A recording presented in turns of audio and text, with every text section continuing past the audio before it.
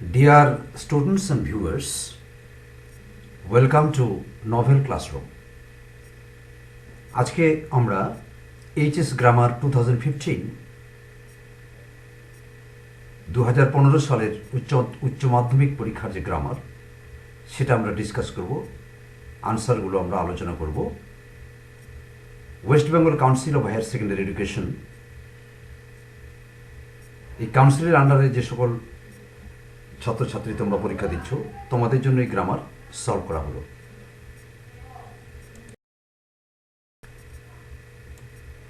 HS exam 2015 সালের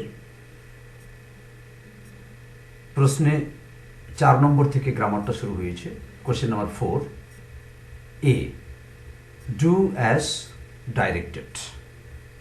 তোমরা আমার এই যে লাল রঙের যে লেজার পয়েন্টার, তোমরা সেটাকে ফলো করবে। Question number 1, who does not know Ramlal? Rewrite as an assertive sentence. এটাকে অ্যাসার্টিভ সেন্টেন্স করতে হবে। তো কোশ্চেনের যে সেন্টেন্সটি আছে সেটি কি? Who does not know Ramlal? কে রামলালকে চেনে না? এটাকে অ্যাসার্টিভ সেন্টেন্স করতে হবে এবং উত্তরটা হলো আনসার, এভরিবডি নোজ রামলাল। সবাই রামলালকে চেনে। তো who does not know Ramlal, কে রামলালকে চেনে না,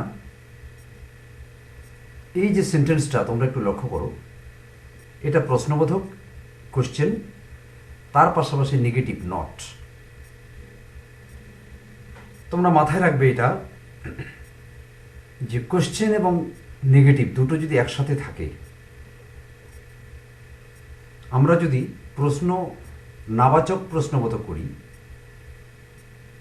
নেগেটিভ এবং কোশ্চেন একসাথে করি, তার আনসারটা কিন্তু হ্যাঁবাচক হয়। যেমন ধরো বাংলায় কথা বলছো, তুমি বলছো তুমি কি পাগল নও? কোশ্চেন করছো ঠিকই, কিন্তু তুমি বোঝাতে চাচ্ছ যে তুমি পাগল। তুমি যাকে কথাটা বলছো সেটা তুমি বোঝাতে চাচ্ছ যে তুমি পাগল। তো এরকম কোশ্চেন এবং নেগেটিভ যদি একসাথে থাকে, তার আনসারটা হ্যাঁবাচক হয়, অ্যাসার্টিভ হয় তার আনসারটা। এই যে কোশ্চেনের আনসারটাই হচ্ছে এটা। অর্থাৎ এই কোশ্চেনের মূল বক্তব্য হচ্ছে এইটা, এভরিবডি নোজ রামলাল। কোশ্চেনের আকারে যে কথাটা বলছে, এটা এই কথাটাই সে বলতে চাচ্ছে, everybody knows Ramlal. 2 number, you have already been answered, said the hermit to the czar. Hermit জারকে বললো, কি বললো? You have already been answered. তোমার প্রশ্নের উত্তর ইতিমধ্যেই দেওয়া হয়ে গেছে। Said the hermit to the czar. এখন said the hermit to the czar, এই অংশটা এখানে পরে দেওয়া আছে, এটা আগে সাধারণত দেওয়ার কথা। তাহলে আগে যদি আগে দেয়া থাকলে কীরকম থাকবে? The hermit said to the czar দিয়ে তারপর you have already been answered, এটা পরে থাকার কথা। কিন্তু said the hermit to the czar এটা পরে দিয়েছে। তো এটা কি করব? Turn into indirect speech. এটাকে ইনডাইরেক্ট স্পিচে করব। তো ইনডাইরেক্ট স্পিচ করার সময় আমাদের লক্ষ্য রাখতে হবে ইনভার্টেড কমার মধ্যে যে সেন্টেন্সটা, সেটা কীরকম সেন্টেন্স। এটা কিন্তু অ্যাসার্টিভ সেন্টেন্স। এটা অ্যাসার্টিভ সেন্টেন্স বা স্টেটমেন্ট, বিবৃতিমূলক বাক্য। এটা স্টেটমেন্ট। এই স্টেটমেন্টগুলোকে যখন আমরা ইনডাইরেক্ট স্পিচে করি, তখন রিপোর্টিং ভার্ব, এইখানে যে সেট আছে, এই সেটটাকে রেখে দিতে পারি, অথবা আমরা তার পরিবর্তে টোল্ড দিতে পারি। এখন প্রশ্ন হলো, সেটটাকে আমরা কখন সেট রেখে দেবো, চেঞ্জ করব না, আর কখন আমরা টোল্ড করব, এটা একটু জানতে হবে। তো দেখো, কে কাকে বলল? হারমিট বলল জারকে। এইভাবে কে কাকে বলল সেটা যদি উল্লেখ থাকে, যেমন হারমিট জারকে বলল, এরকম যদি উল্লেখ করা থাকে, তখন সেটের পরিবর্তে আমরা টোল্ড দেব। আর যদি যে বলল সেটা আছে, যেমন hermit set the hermit, hermit বলল, কাকে বলল সেটা যদি উল্লেখ না থাকে, দি জারকে বলল, জারের উল্লেখ না থাকলে কি হতো, আমরা সেটটাকে টোল্ড করব না, আমরা সেট রেখে দেব। তো এটা আমরা ইনডাইরেক্ট স্পিচ করছি। The hermit told the czar, hermit জারকে বলল, কি বলল, you have already been answered. আগেই বলেছি এটা স্টেটমেন্ট। আর ডাইরেক্ট থেকে ইনডাইরেক্ট স্পিচ করার সময় টেন্সের পরিবর্তনটা মাথায় রাখতে হবে, আর প্রোনাউনের পরিবর্তনটা মাথায় রাখতে হবে। এখানে ইউ একটা প্রোনাউন, ইউ প্রোনাউনটা মাথায় রাখতে হবে যে ইউ বলতে কাকে বোঝানো হচ্ছে। তো ইউ কাকে বোঝানো হচ্ছে, নিশ্চয়ই বক্তা নয় বা স্পিকার নয়, এখানে স্পিকারকে হারমিট। তাহলে ইউ কাকে বোঝানো হচ্ছে, স্পিকার ইউ বলছেন জারকে, অর্থাৎ ইউ হলো এখানে জার। তো ইউ প্রোনাউনটাকে আমরা চেঞ্জ করব। তো জার তো পুরুষ মানুষ, তাই ইউ এর পরিবর্তে আমরা হি দেব। হি, এই যে দেখো এখানে হি দেওয়া হয়েছে। আর কি না, রিপোর্টিং ভার্ব যেহেতু পাস্ট টেন্স আছে টোল্ড, তো এইখানে এই ভার্বটা চেঞ্জ হবে, হ্যাভ আছে, হ্যাভটাকে আমরা পাস্ট করে দেব, হ্যাভ হয়ে গেল হ্যাড। আর কোনো পরিবর্তন হবে না। The hermit told the czar that he had already been answered.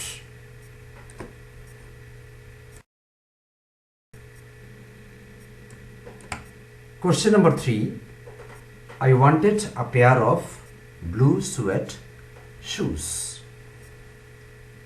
I wanted a pair of blue suede shoes. Turn into a complex sentence. এই সেন্টেন্সটাকে কমপ্লেক্স করব। তো I wanted a pair of blue suede shoes, এটা কি ধরনের sentence, এটা প্রথমে আমাদের জানতে হবে।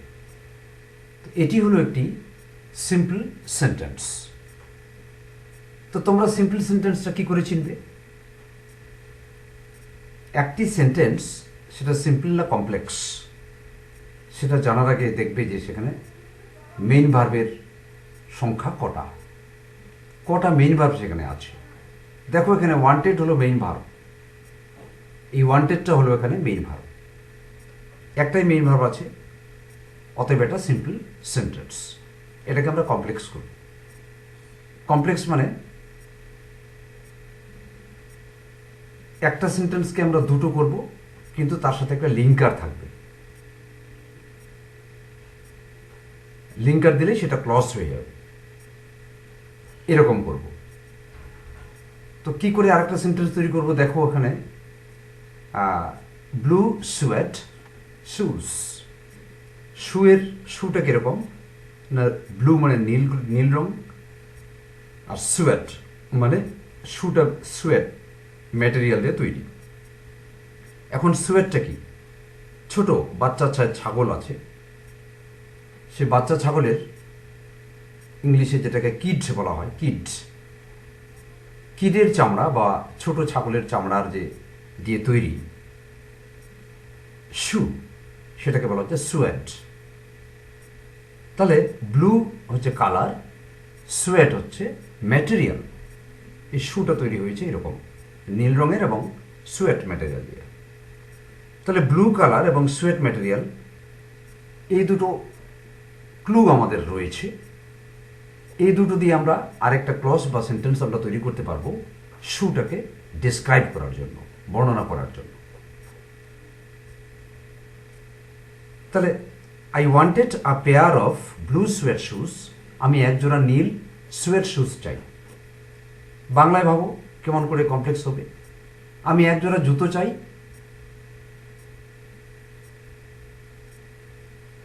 বা আমি একজোড়া নীল জুতো চাই যে জুতোটা সুয়েট দিয়ে তৈরি, অথবা আমি একজোড়া সোয়েট জুতো চাই, যেটার রং হলো নীল।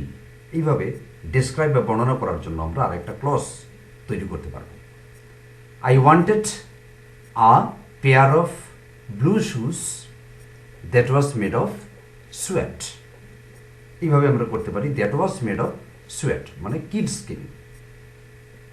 আরেকটা কালারটা দিয়ে করতে পারবো শুটাকে বর্ণনা করার জন্য, ডিসক্রাইব করার জন্য। I wanted a pair of sweat shoes. আমি একজোড়া সোয়েট শুজ চাই, দ্যাট ওয়াজ ব্লু। এই দ্যাট ওয়াজ ব্লু এটা দিয়ে কালারটাকে ডেসক্রাইব করা হচ্ছে। দ্যাট দিয়ে আমরা ক্লজ করলাম, তো এই দ্যাট ক্লজটার জন্যই এটা কমপ্লেক্স সেন্টেন্স হয়ে গেল। উপরেও দ্যাট ক্লজ আছে, দেখো এটা দিয়ে ম্যাটেরিয়ালের ডেসক্রিপশন হচ্ছে, এটা দিয়ে কালারের ডেসক্রিপশন হচ্ছে। তো দুভাবেই তোমরা কমপ্লেক্স করতে পারো, মানে এটাও করতে পারো, that was made of sweat, আর একটা হচ্ছে দ্যাট ওয়াজ ব্লু, কালারটা দিয়ে আলাদা একটা করতে পারো। The hermit, 4 number, the hermit was digging the ground. Change the voice. The hermit was digging the ground, এটা ভয়েস চেঞ্জ করতে হবে। তাহলে এটা কি ভয়েসে আছে? The hermit was digging the ground, অবশ্যই এটা অ্যাক্টিভ ভয়েসে আছে। The hermit subject, was digging verb, the ground object, এবং এটা past continuous tense, was digging past continuous টেন্সে আছে। এটাকে আমরা প্যাসিভ করব। প্যাসিভ করার সময় কি করব? অবজেক্ট হচ্ছে দি গ্রাউন্ড, এটাকে আমরা সাবজেক্ট করব। দি গ্রাউন্ড হলো, তারপর এখানকার যে অক্সিলারি ভার্ব ওয়াজ সেটাকে রাখতে হবে। এই ওয়াজটা প্যাসিভে গিয়ে ওয়ার হতে পারে, ওয়াজ না হয়ে এখানে ওয়ার হতে পারে। কেন? কারণ ওয়াজ এবং ওয়ার দুটোই পাস্ট টেন্সে বি ভার্বের, একটার পরিবর্তে আরেকটা বসতে পারে, ওয়াজ এবং ওয়ার। সেটা ডিপেন্ড করবে তোমার সাবজেক্টের উপরে। এখানে সাবজেক্টটা সিঙ্গুলার নাম্বার, তাই ওয়াজ হয়েছে। এবারে এখানে যে সাবজেক্ট আমরা দি গ্রাউন্ড, এটা যদি প্লুরাল হয় তাহলে ওয়াজ হবে না, ওয়ার হবে। কিন্তু এখানে তো সিঙ্গুলারই আছে এটাও, তাই আমরা ওয়াজটাকে চেঞ্জ করলাম না। তারপর দেখতে পাচ্ছ এখানে বিং দেওয়া আছে। কেন দেওয়া আছে? কারণ একটা কথা মাথায় রাখবে, অ্যাক্টিভ ভয়েসটাকে প্যাসিভ করার জন্য, যে কোনো অ্যাক্টিভ ভয়েসকে প্যাসিভ করার সময় বি ভার্বের সাহায্য নিতে হয়। বি ভার্ব দুটো কাজ করে, একটা হচ্ছে কন্টিনিউয়াস টেন্স গঠন করতে সাহায্য করে, এখানে যেমন পাস্ট ফর্ম আছে বি ভার্বের, পাস্ট কন্টিনিউয়াস গঠন করতে সাহায্য করেছে, তেমনি অ্যাক্টিভ থেকে প্যাসিভ করার সময় প্যাসিভ ভয়েস গঠন করতেও বি ভার্ব সাহায্য করবে। এখন এই বি ভার্বের ফর্মটা কি হবে? এখানে বিং করা আছে কেন? কারণ বি ভার্বটা মেইন ভার্বটাকে যেহেতু সাহায্য করছে, সে গিয়ে মেইন ভার্বের আইএনজিটাকে নিয়ে বিং হয়ে যাচ্ছে। আর মেইন ভার্বটা কি হয়ে যাচ্ছে? Past participle. হ্যাঁ, অ্যাক্টিভ থেকে প্যাসিভ করার সময় মেইন ভার্বটা সবসময় পাস্ট পাওয়া যাবে। আর অ্যাক্টিভ ভয়েসের যে সাবজেক্ট, তার আগে বাই বসবে,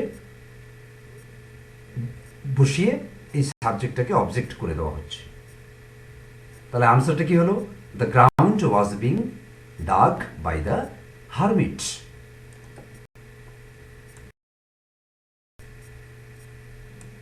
Question number 5. The man who had entered the compartment broke into my reverie. Split into 2 simple sentences. এটাকে দুটো সিম্পল সেন্টেন্স করব। তো সিম্পল সেন্টেন্স করার আগে আমরা দেখে নেব এটা কি ধরনের সেন্টেন্স। দ্য ম্যান হু আছে, রিলেটিভ প্রোনাউন, বুঝতেই পারছো, হু রিলেটিভ প্রোনাউন যেহেতু আছে এটা কমপ্লেক্স। আর এখানে ভার্বের সংখ্যাটা আমরা দেখে নেব। হ্যাড এন্টার্ড, এখানে পরপর দুটি ভার্ব আছে, আর পরপর দুটি ভার্ব থাকলে প্রথমটা সাহায্যকারী বা অক্সিলিয়ারি, পরেরটা হবে main verb. The man who had entered the compartment broke.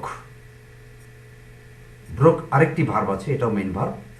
Actually এই ব্রোক মেইন ভার্বের সাবজেক্ট হলো হু। হু বসার কথা এখানে, who broke into my reverie, এরকম হওয়ার কথা। কিন্তু জয়নিং করার সময় এই রিলেটিভ প্রোনাউনগুলো যে নাউনটাকে রেফার করে, যে নাউন সম্পর্কে বলে বা যার পরিবর্তে বসে, সবসময় তার পাশাপাশি বসতে চায়। তাই হুটা ব্রোকের সামনে থেকে এখানে চলে এসছে, এটা জয়নিং করার সময়। স্প্লিটিং করার সময় হুটাকে আমরা এখানে নিয়ে আসব, এবং হুটাকে এখানে নিয়ে আসার পর হু আমরা লিখব না। হু বলতে যাকে বোঝাচ্ছে দি ম্যান, এখানে দি ম্যানের জন্য আলাদা প্রোনাউন দেবো, রিলেটিভ প্রোনাউন আমরা দেবো না। আমরা দি ম্যান নাউনটের জন্য যে পার্সোনাল প্রোনাউন সেটা হচ্ছে হি, হি ব্যবহার করব। তাহলে the man had entered the compartment, এটা নিয়ে একটা সেন্টেন্স হলো the man had entered the compartment. তারপরে হুটাকে আমরা উঠাই দিলাম, এখানে হবে ব্রোকের আগে, এটা আমরা হি দেব। He broke into my reverie, he broke into my reverie. এই হয়ে গেল দুটো সিম্পল সেন্টেন্স। এখন দেখো এটাকে আমরা এই দুটোকে সিম্পল সেন্টেন্স বলছি কেন। মনে রাখবে সিম্পল সেন্টেন্সের বৈশিষ্ট্য হলো একটি সিম্পল সেন্টেন্সে একটি মেইন ভার্ব থাকবে। এখানে মেইন ভার্ব হচ্ছে এন্টার্ড, আর অক্সিলারি ভার্ব ম্যাক্সিমাম দুটো থাকতে পারে। টেন্সের উপর ডিপেন্ড করে বা ভয়েসের উপর ডিপেন্ড করে। এখানে একটি মেইন ভার্ব আছে, the man had entered the compartment. এটা হচ্ছে সিম্পল সেন্টেন্স, কারণ এখানে মেইন ভার্ব আছে একটা। Second sentence he broke into my reverie, এখানেও মেইন ভার্ব আছে ব্রোক, একটি মাত্র মেইন ভার্ব, আর কোনো মেইন ভার্ব এখানে নেই। অতএব এই দুটো হচ্ছে সিম্পল সেন্টেন্স। মনে রাখবে এই মেইন ভার্বটাই হলো একটা সেন্টেন্সের নিউক্লিয়াস। একটি কোষের যেমন একটি নিউক্লিয়াস থাকে, একটি সিম্পল সেন্টেন্সের তেমনিভাবে একটি নিউক্লিয়াস বা মেইন ভার্ব থাকবে। এই হয়ে গেল তাহলে দুটো সিম্পল সেন্টেন্স, এবং এক একটি সিম্পল সেন্টেন্সে একটি করে মেইন ভার্ব আছে। Question number 6, this is the best time. This is the best time, use the positive degree of best. তো বেস্টের পজিটিভ ডিগ্রি কি? গুড। গুড পজিটিভ, তারপর গুড, বেটার, বেস্ট। বেটার হচ্ছে কম্পারেটিভ এবং best হলো superlative. আর comparative করার সময় আমরা জানি যে অ্যাজ এবং অ্যাজ ব্যবহার করতে হয়। There is no time as good as this. There is no time as good as this, এর মতো ভালো সময় হয় না। This is the best time, এটার পজিটিভ ডিগ্রি। বেস্টটাকে আমরা করলাম গুড, করে সেন্টেন্সটা একটু চেঞ্জ হয়ে গেল।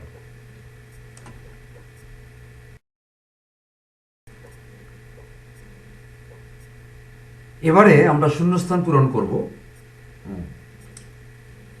আর্টিকেল এবং প্রিপোজিশন দিয়ে শূন্যস্থান পূরণ প্রত্যেকবারই থাকে। তোমরা কোশ্চেনটা দেখতে পাচ্ছ। Fill in the blanks with appropriate articles and or prepositions. Article এবং অথবা প্রিপোজিশন, এটা দিয়ে শূন্যস্থান পূরণ করতে হবে। তো এই শূন্যস্থান পূরণ করতে গিয়ে তোমরা জানো যে তোমাদের যত গ্রামার কোশ্চেন হয়, এর আগে যে গ্রামারগুলো আমরা করলাম সবগুলোই কিন্তু টেক্সট বেসড গ্রামার। অর্থাৎ তোমাদের যে গদ্যাংশ আছে বা নাটক আছে, ড্রামা আছে, সেখানকারই কোনো লাইন থেকেই গ্রামার কোশ্চেনগুলো দেওয়া হয়। তো এই যে প্যাসেজটা এখানে দেখতে পাচ্ছ, এটাও তোমাদের গদ্যাংশ থেকে দেওয়া হয়েছে, প্রোজ থেকে দেওয়া হয়েছে। কাজেই আমি তোমাদের এইটাই বলবো যে টেক্সট বুকটা যারা ভালো করে পড়বে তাদের পক্ষে কিন্তু এটা করা সুবিধা হবে বেশি। আর আর্টিকেল প্রিপোজিশনের ব্যবহার এটা তো অনেকটা আলোচনার বিষয়ে প্রয়োজন আছে, দীর্ঘদিন এটা প্র্যাকটিসের ব্যাপার আছে। তো আপাতত শুধু জেনে রাখো যে টেক্সটটা ভালো করে পড়লে এটা পারা যাবে। তাহলে প্যাসেজটা এখানে কি আছে? এখানে প্যাসেজটা দেখো,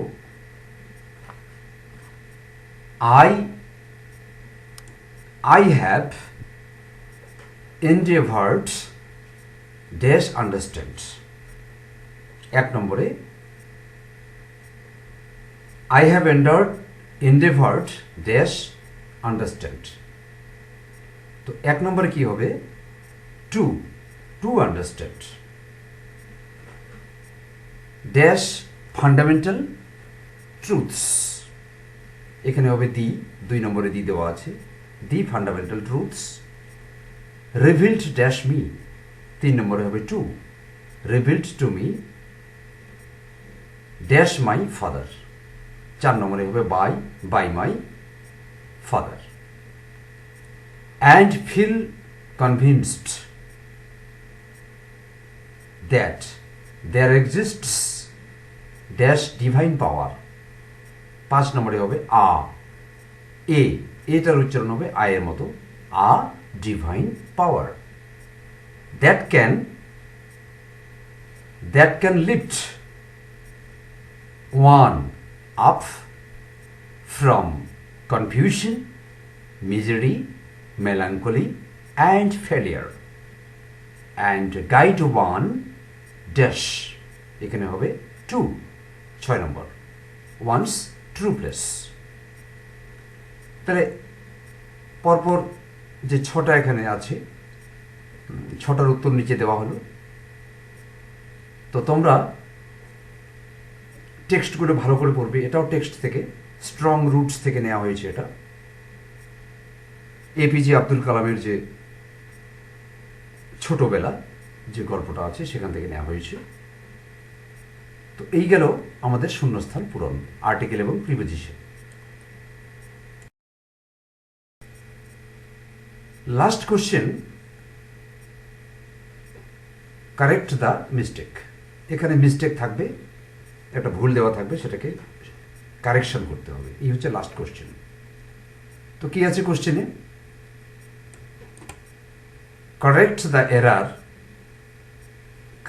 the error in the following sentence. নিচের সেন্টেন্সে ত্রুটি বা ভুল আছে, সেটা কারেক্ট করতে হবে by replacing the underlined word.